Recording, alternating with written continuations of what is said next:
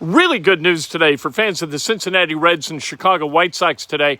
The commissioner of baseball, Rob Manfred, has removed Pete Rose and the members of the Chicago White Sox who participated in the fixing of the 1919 World Series from the permanently ineligible list. And what that means is these guys are going to be eligible for election to the Hall of Fame. Pete Rose is absolutely a no-brainer. 4,256 hits, the hit king of all time, one of the best players in the history of the game, and a guy without whom you can't tell the complete history of the game. That's my acid test for a Hall of Famer. Can you tell the story of baseball in a given decade without mentioning this guy's name? Pete Rose, that's impossible. 1960s, 1970s, 1980s, the Big Red Machine in the mid-70s was one of the best baseball teams to ever play, and Pete Rose was a huge part of that team with Tony Perez and Johnny Bench, Joe Morgan, George Foster, Cesar Geronimo, Davey Concepcion, others. This was a great team, and Pete Rose was right in the center of it, and he has deserved election to the Hall of Fame for a long time. Was he a reprobate? Yeah.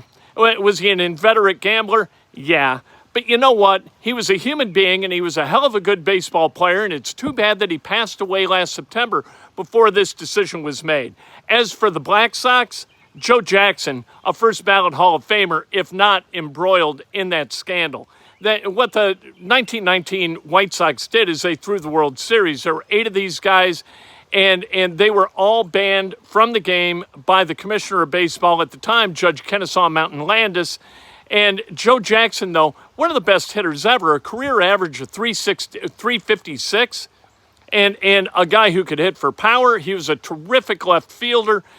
You've got another guy, Eddie Seacott, who may have gotten to 300 wins if he had maintained his health. And I think the spitball was rendered illegal after he left the game. But Eddie Seacott, a good pitcher, maybe a Hall of Famer. Then you got Buck Weaver. I don't think Buck Weaver belongs in the Hall of Fame, but he had a hell of a year in 1920 after that 1919 scandal. But this is really good news for Reds fans who have championed this cause for a long time. People in South Carolina, Shoeless Joe Jackson's home state, they've championed his cause as people have pondered whether he should be in the Baseball Hall of Fame. Absolutely he should. I think it's a really good day. Dead guys, they can't bet on baseball anymore, right? So it's about time to forgive and forget and not hold these guys responsible past the expiration of their lifetimes. That, to me, was just punitive and frankly stupid.